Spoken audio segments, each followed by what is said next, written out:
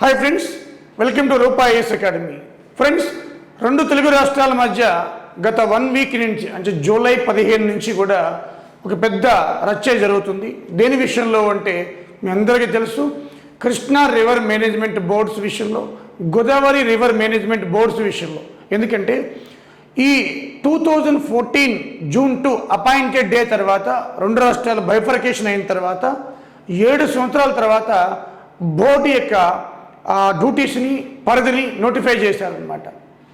So Krishna river management అంటే కృష్ణా బేసిన్లో water మీద ఇటు శ్రీశైలం కావచ్చు, నాగార్జున సాగర్, అటు పులిచింతల, ఈ 3 ప్రాజెక్టులకు కూడా మనకి ఆంధ్రప్రదేశ్ గవర్నమెంట్ తెలంగాణ ప్రభుత్వం ఉత్పత్తి చేస్తున్న విద్యుత్తుని ఆపమని లేఖ రాయడం, తెలంగాణ ప్రభుత్వం విద్యుత్తుని కంటిన్యూస్గా ఉత్పత్తి చేయడం, ఈ శ్రీశైలం, నాగార్జున సాగర్, పులిచింతల విషయంలో కాంట్రవర్సీ తలెత్తడం, వాటర్, అలాగే రాయలసీమ ఎత్తిపోతల పథకం, పోతిరెడ్డిపాడు, అలాగే ఇటు Kalwakurthy lift irrigation, Palamuru Rangareddy, RDS Rajolibanda diversion scheme కావచ్చు, ఇవన్నీ కూడా మనకి ఈ మధ్యకాలంలో రెండు రాష్ట్రాల మధ్య పెద్ద కాంట్రవర్సీ నడుస్తుంది. ఈ సందర్భంలో ఈ రెండు రాష్ట్రాల సీఎంలు కూడా సెంట్రల్కి Jal Shakti, ministry of Jal Shakti, water resources minister, ఆయనకి లెటర్ రాయడం, ఇక ఇవన్నీ కూడా పరిణిలా తీసుకున్న తర్వాత 7 సంవత్సరాల తర్వాత ఇప్పుడు బోర్డుకి సంపూర్ణ అధికారాలు ఇచ్చారనమాట. కంప్లీట్ పెత్తనం అంతా కూడా ఈ బోర్డుల కిందకి ఇచ్చారు.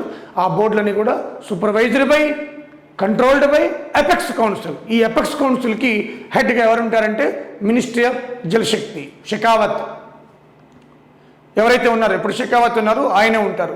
సో కాబట్టి రెండు రాష్ట్రాలు కొట్లాట్ల వల్ల ఈ రెండు రాష్ట్రాల ప్రాజెక్టులు, ఇటు కృష్ణా బేసిన్లో ఉన్న 36 ప్రాజెక్టులు, అటు గోదావరి బేసిన్లో ఉన్న 71 ప్రాజెక్టులు, ఈ ప్రాజెక్టులో భౌతవ్యం అంతా కూడా ఇప్పుడు Krishna river management board and Godavari river management board చేతుల్లోకి వెళ్ళింది.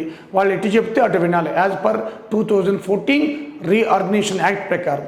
అయితే ఈ సమస్యకి ఏంటి, మూలాలు ఏంటి, ఇవన్నీ తెలుసుకునే ముందు మనం జనరల్గా కొన్ని 2014లో ఈ వాటర్ షేరింగ్ గురించి ఏ సెక్షన్లో ఉంది, ఆ సెక్షన్ ఏం చెప్తున్నాయి, ఇప్పుడు మినిస్ట్రీ ఆఫ్ జలశక్తి ఏ విధంగా గెజెట్ నోటిఫై చేసింది అనేది మనం తెలుసుకోబోతున్నాం. దీంట్లో భాగంగా మనం చూస్తే Godavari river management board and Krishna river management board, ఇక్కడేమో జిఆర్ఎంబి అండ్ కేఆర్ఎంబి అంటాం. ఇప్పుడు జిఆర్ఎంబి అంటే గోదావరి రివర్ మేనేజ్మెంట్ బోర్డ్, ఇది హెడ్ క్వార్టర్ ఆర్గనైజేషన్ యాక్ట్ ప్రకారం మనం చూస్తే తెలంగాణలో ఉండాలా. సో అదేవిధంగా కృష్ణా రివర్ మేనేజ్మెంట్ బోర్డు, దీని హెడ్ క్వార్టర్ ఆంధ్రాలో ఉండాలి. అదేవిధంగా కృష్ణా బేసిన్ మనకి చూస్తే ఎంత ఉంది అంటే 69.5% ఉంటుంది రెండు తెలుగు రాష్ట్రాల్లో, 68.5% ఉంటుంది. గోదావరి రివర్ మేనేజ్మెంట్ అంటే గోదావరి బేసిన్ చూస్తే 79% ఉంటుంది. రెండు తెలుగు రాష్ట్రాలకి సంబంధించమ్మా నేను చెప్పింది. సో 79% ఇక్కడ ఉంటే 68.5% ఎక్కడ ఉందన్నమాట. సో అవి పరివాహక ప్రాంతాలు అంటాం. అయితే వీటిలో 36 ప్రాజెక్టు కేఆర్ఎంబి, అలాగే జిఆర్ఎంబి 71 ప్రాజెక్ట్స్, ఇవన్నీ కూడా ఇప్పుడు ఈ ప్రాజెక్టులన్నీ కూడా ఈ బోర్డు పరిధిలోకి వస్తాయి అన్నమాట. బోర్డు పరిధిలోకి రావడం జరిగింది. జూలై 15 మనకి ministry of Jal Shakti gazette notification చేసింది. ఇది ఎలా చేసింది, వాళ్ళకి ఏ అధికారం ఉంది మినిస్ట్రీ ఆఫ్ వాటర్ రిసోర్సెస్కి, సెంట్రల్ గవర్నమెంట్ కదా. మరి నాగార్జున సాగర్, శ్రీశైలం అంటే జాతీయ ప్రాజెక్టులో అధికారం ఉందనుకోవచ్చు. చిన్నవి ఆర్డీఎస్, పోతిరెడ్డిపాడు, తెలుగుగంగ, పులిచింతలు, ఇవి లోకల్వి కదా. వాటికి ఏ అధికారం అంటే విభజన చట్టంలో ఉంది. ఏముంది విభజన చట్టంలో అనేది ఫస్ట్ తెలుసుకుంటున్నాం. మనం విభజన చట్టంలో పార్ట్ 9 చూడండి, ఇక్కడ పార్ట్ 9 ఇచ్చాను. అంటే 9వ పార్ట్లో మనకి ఈ వాటర్ రిసోర్సెస్ గురించి స్పష్టంగా ఉంది. అలాగే 2014 రీఆర్గనైజేషన్ యాక్ట్ పార్ట్ 9లో వాటర్ రిసోర్సెస్ గురించి ఉంది. దాంట్లో ముఖ్యంగా సెక్షన్ 84 చూస్తే పార్ట్ 9లో ఏముంది, management and development of water resources. Management and development of water resources అంటే రెండు రాష్ట్రాల్లో ఆన్గోయింగ్ ప్రాజెక్ట్స్, రెండు రాష్ట్రాల్లో ప్రపోజల్లో ఉన్న ప్రాజెక్టు, ఇవన్నింటికి అవి కంప్లీట్ అయిపోయినా గొడవే లేదు.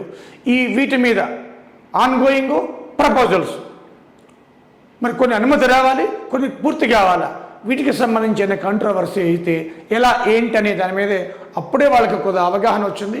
దాంట్లో భాగంగా మీకు చూపిస్తాను నేను. ఈ సెక్షన్ 84లో ఏముంది, ఇప్పుడు మనకి ప్రతిరోజు పేపర్లో వస్తుంది సెక్షన్ 84. సెక్షన్ 84లో ఏముంది అంటే 84(1) వెరీ ఇంపార్టెంట్. సెక్షన్ 84 సబ్సెక్షన్ 1లో apex council supervision for KRMB GRMB.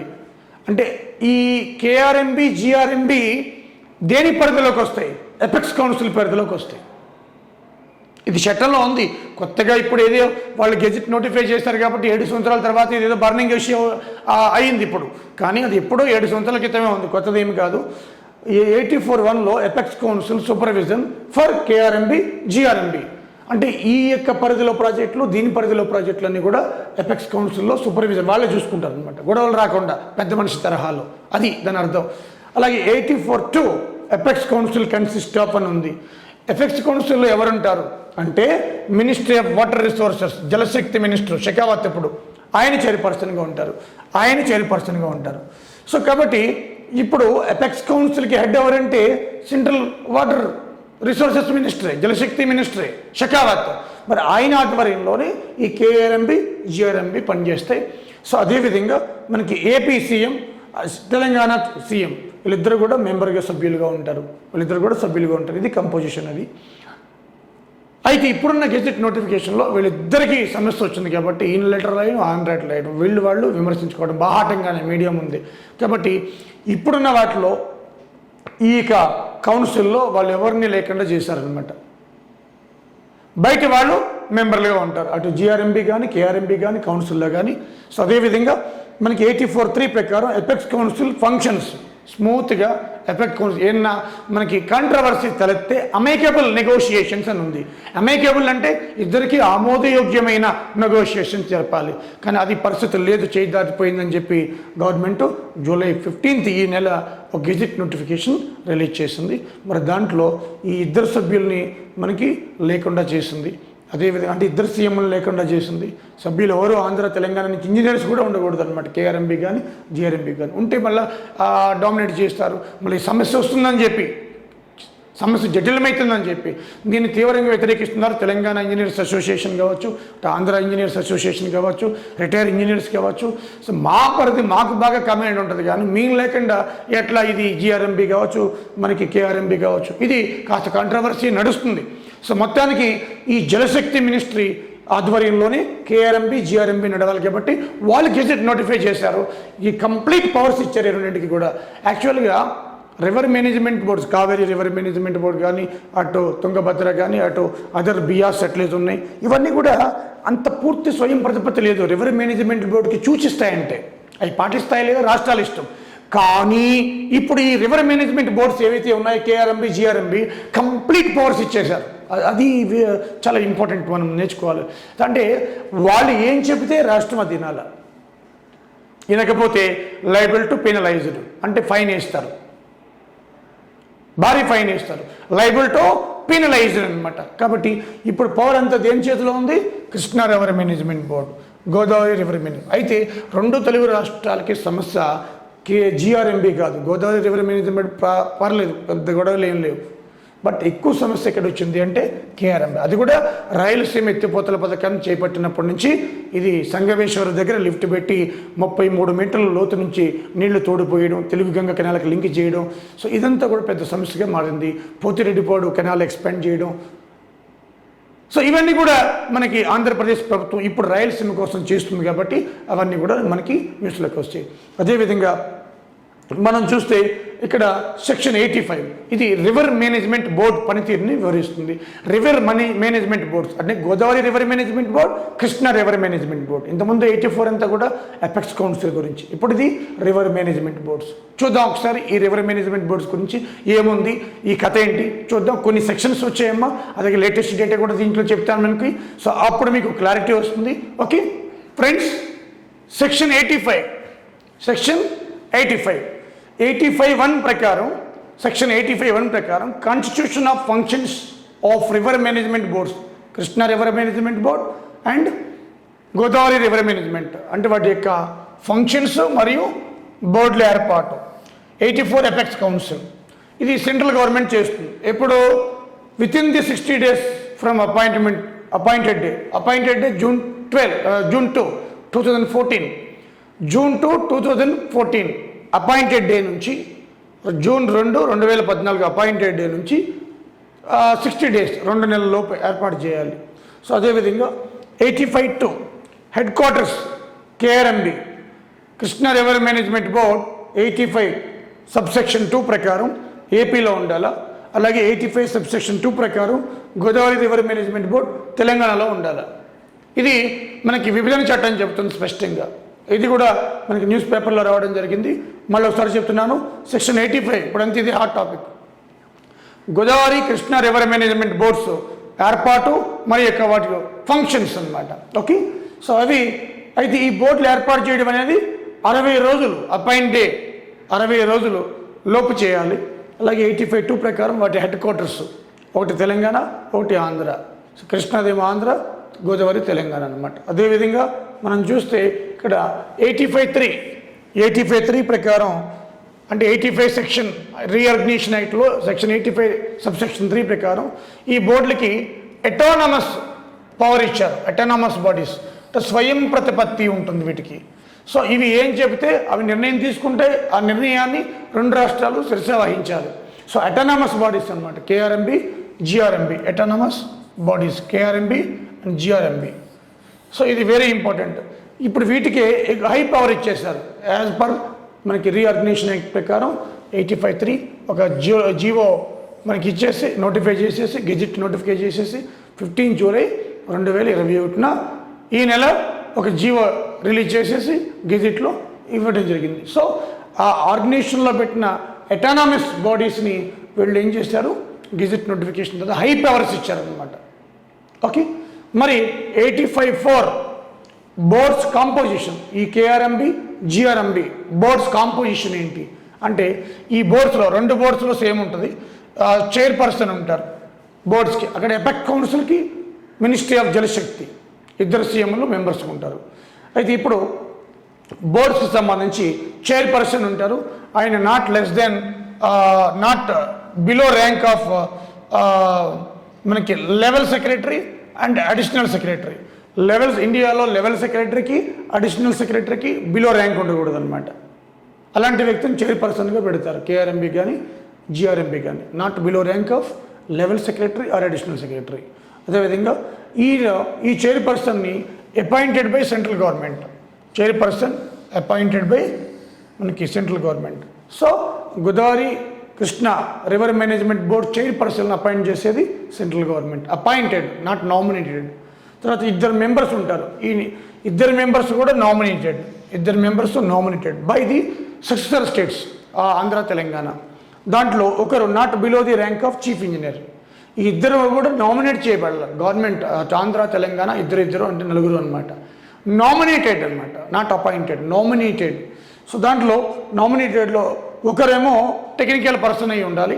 ఆ టెక్నికల్లో not below the rank of chief engineer. ఇంకొకరేమో అడ్మినిస్ట్రేటివ్ ఆఫీసర్ అయి ఉండాలి, అడ్మినిస్ట్రేషన్ నుంచి అనమాట. 2 బోత్ స్టేట్స్ అనమాట ఇవి. అలాగే ఒక ఎక్స్పర్ట్ని సెంట్రల్ వాటర్ కమిషన్ కావచ్చు ఎవరైనా 1 ఎక్స్పర్ట్ని nominated by central government. 2 nominated each state by those states. But ఒకరు నామినేట్ చేసేది సెంట్రల్ గవర్నమెంట్. అలాగే చైర్పర్సన్ కూడా సెంట్రల్ గవర్నమెంట్ అనమాట. ఓకే, సో ఇది బోర్డ్స్ కాంపోజిషన్. ఇదంతా కూడా బోర్డ్ కాంపోజిషన్. అదేవిధంగా మనం చూస్తే 85(8) ఇది సెక్షన్ రీఆర్గనైజేషన్ యాక్ట్. ఇది చాలా important. Functions of the each board functions అనమాట. ప్లానింగ్ కావచ్చు, రెగ్యులేషన్స్ కావచ్చు, వాటర్ షేర్ కావచ్చు, వాటర్ డిస్ప్యూట్స్ కావచ్చు, అమేకబుల్ సెటిల్, ఇవన్నీ కూడా functions of the river management boards. Very important ఇది. So Godavari river management board, అదేవిధంగా Krishna river management board functions 85(8) అనమాట. 86 ఇప్పుడు చాలామంది సార్ నోటిఫికేషన్ వస్తుందా రాదా ఐక్యాడ్ తెలంగాణ, ఎందుకంటే ఇది బోర్డ్స్ అన్నీ కూడా సెంట్రల్ గవర్నమెంట్ పరిధిలోకి వెళ్ళిపోయాయి కదా అని.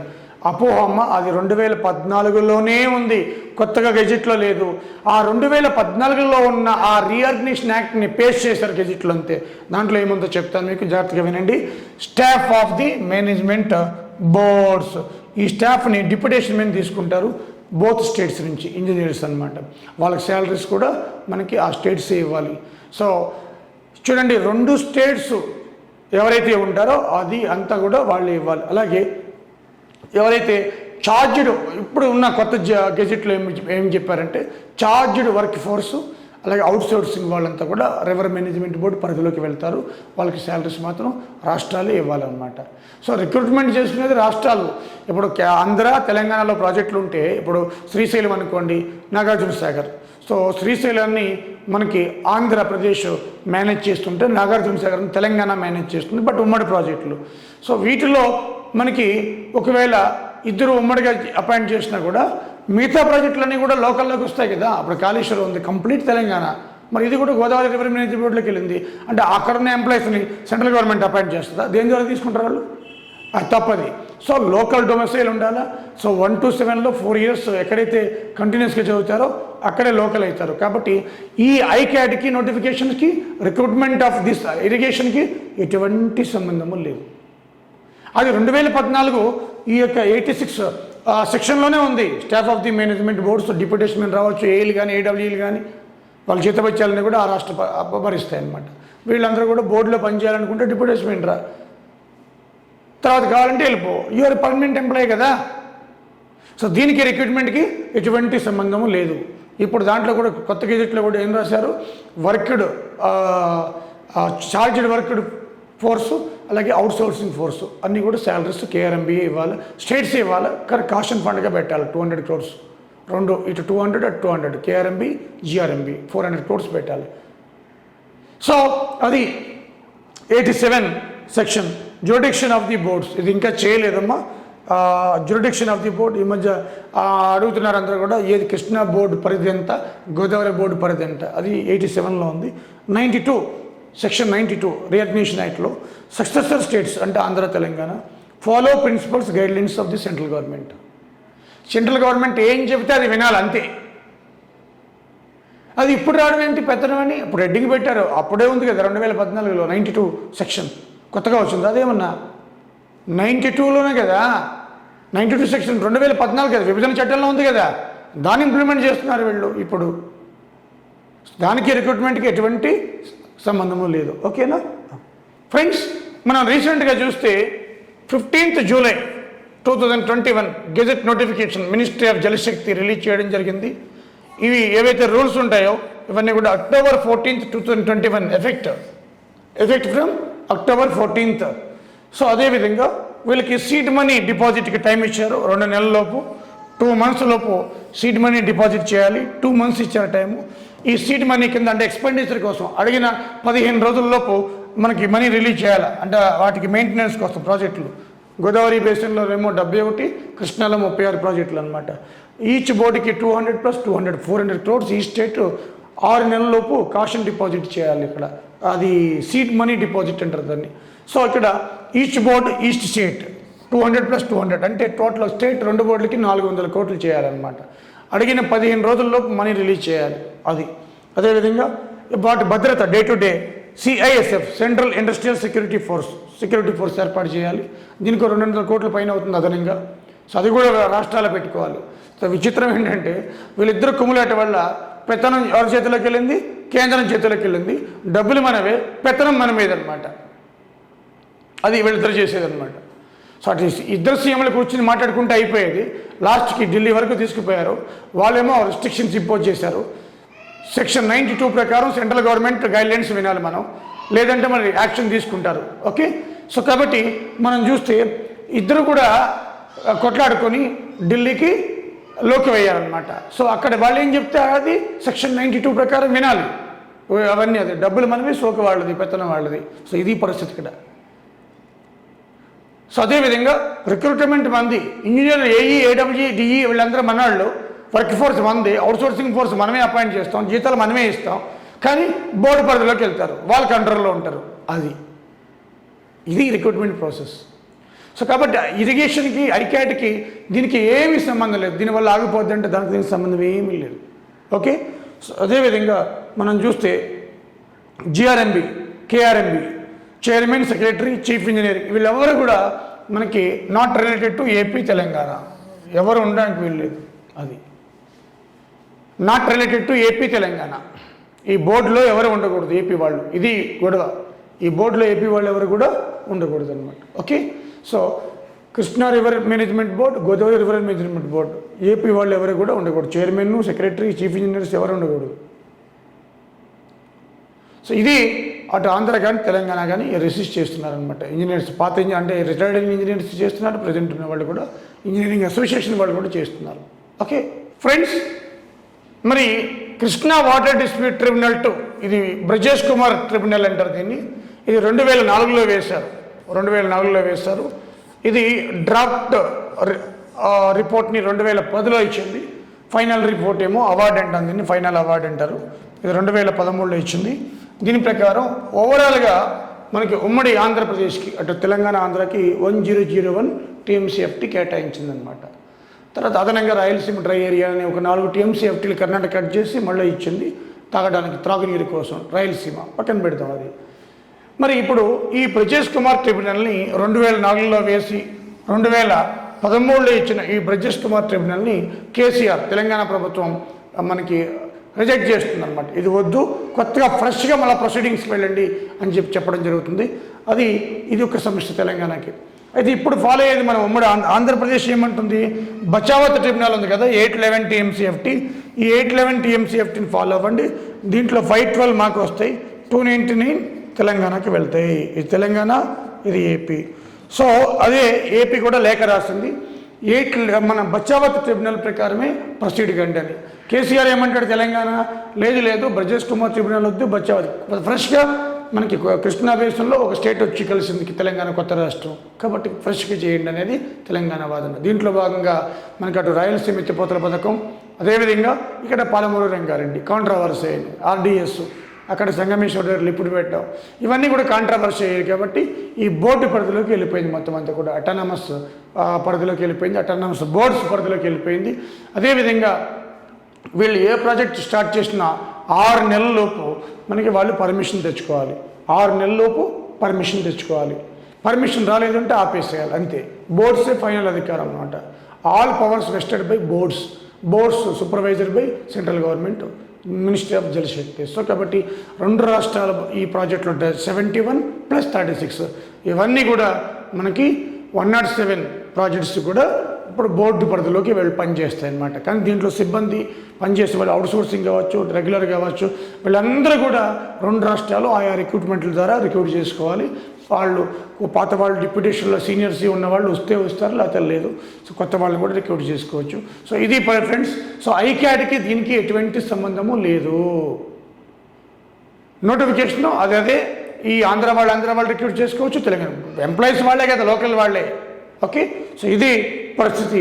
అంటే వివాదాలని మనకి సద్దుమణడానికి ఈ విధంగా సెక్షన్ 85ని ఉపయోగించారు, అలాగే సెక్షన్ 92ని ఉపయోగించారు, సెక్షన్ 84ని ఉపయోగించారు. ఇవి ఫ్రెండ్స్. అదేవిధంగా మనకి పార్ట్ 9లో మీకు చెప్పాను, పార్ట్ 9లో కూడా రీఆర్గనైజేషన్ యాక్ట్లో మనకి వాటర్ రిసోర్సెస్ ఉంటుంది. అలాగే షెడ్యూల్ 11లో కూడా మనకి ఈ యొక్క వాటర్ రిసోర్సెస్ కూడా ఉంటుంది, షెడ్యూల్ 11 పార్ట్. అలాగే 84, 85 సెక్షన్, 86 సెక్షన్, 87, అదేవిధంగా మనకి 92 సెక్షన్స్. ఇవి మనకి రోజు న్యూస్లో వస్తున్నాయి కాబట్టి ఇప్పటివరకు ఇవన్నీ చేసుకున్నాం మనం. సో ఇవి అటు ఏపీ వాళ్ళకి అటు తెలంగాణ వాళ్ళకి ఇద్దరికీ చాలా ఇంపార్టెంట్ ఎగ్జామ్ పాయింట్ ఆఫ్ వ్యూలో. సో కాబట్టి ఐక్యాడ్కి దీనికి ఎటువంటి సంబంధం లేదు. ఫ్రెండ్స్, క్లారిటీ వచ్చింది కదా. సో సెక్షన్ 87 ప్రకారం ఎంప్లాయీస్ అందరూ కూడా లోకల్ వాళ్ళే. ఈవెన్ అవుట్సోర్సింగ్ అయినా కూడా వర్క్డ్ చార్జ్డ్ వర్క్డ్ అని ఇచ్చాడు, వాళ్ళు కూడా గెజిట్లోనే ఇచ్చారు వాళ్ళు. ఈ గెజిట్ ఎలా వచ్చింది, ఆల్రెడీ రీఆర్గనైజేషన్ యాక్ట్ పార్లమెంట్ చేస్తుంది కదా, దాంట్లోనే కట్ పేస్ట్ చేశారు. ఎందుకంటే వీళ్ళు కొత్తగా పెట్టింది ఏమీ లేదు. అటానమస్ బోర్డులకి ఇచ్చింది ఆల్రెడీ ఉన్నదాన్ని ఇంప్లిమెంట్ చేశారు. అదికంతా 7 సంవత్సరాల తర్వాత చేశారు ఇంప్లిమెంట్. అప్పుడే చేసి ఉంటే గొడవ వచ్చేదే కాదు. ఓకే, ఇది ఫ్రెండ్స్ మరి గోదావరి కృష్ణా రివర్ మేనేజ్మెంట్ బోర్డ్స్కి సంబంధించి. ఓకే, సో రూపా యూట్యూబ్ ఛానల్ని మీకు సబ్స్క్రైబ్ చేసుకోండి. ఇలాంటి ఎన్నో కాన్సెప్ట్ ఓరియంటెడ్ మీకు అందిస్తుంది రూపా ఎస్. సో కమింగ్ నోటిఫికేషన్స్ ఏవైతే ఉన్నాయో అవన్నీ కూడా మీకు ఇలా క్రిటికల్ టాపిక్స్ ఏవైతే ఉంటాయో అవన్నీ కూడా మీ ముందుకు తీసుకొస్తుంది Roopa S academy. Friends, thank you very much friends.